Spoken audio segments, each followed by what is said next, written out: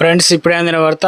కాంగ్రెస్ మంత్రి రాజీనామా రాష్ట్ర సీఎంకు ఉంచని భిక్షాక్ అంటూ లేటెస్ట్ అప్డేట్ అయితే వచ్చిందనమాట.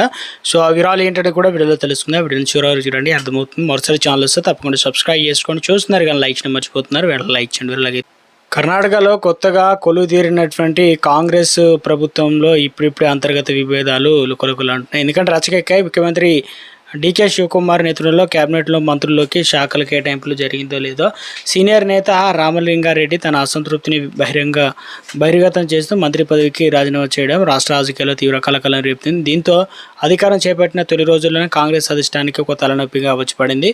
వివాదానికి ప్రధాన కారణం శాఖల కేటాయింపు. రామలింగారెడ్డి మొదటి నుండే బెంగళూరు నగర అభివృద్ధి శాఖను బలంగా ఆశించారు.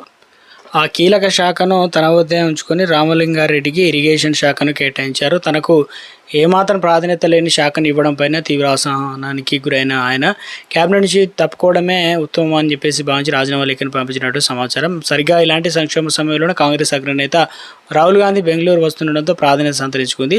ఏఐసీసీ అధ్యక్షుడు మల్లికార్జున్ ఖార్గే రాజ్యసభ నామినేషన్ కార్యక్రమానికి హాజరయ్యేందుకు రాహుల్ గాంధీ ప్రత్యేక నగరానికి వస్తున్నారు. ఖార్గే నామినేషన్ ప్రక్రియ మూసిన వెంటనే బెంగళూరు వేదికగా రామలింగారెడ్డి పంచాయతీ రాహుల్ గాంధీ ముందుకు రానుంది. రాష్ట్రంలో సీనియర్ నేతగా ఉన్న రామలింగారెడ్డికి అసంతృప్తిని చెల్లెర్చకపోతే అది పార్టీకి ఉనికికి ప్రమాదంగా మారుతుందని అధిష్టానం భావిస్తుంది. రాహుల్ గాంధీ స్వయంగా ముఖ్యమంత్రి డీకే శివకుమార్, డిప్యూటీ సీఎం పరమేశ్వర్ మరియు రామలింగారెడ్డితో ప్రత్యేకంగా భేటీ అయితే కానున్నట్లు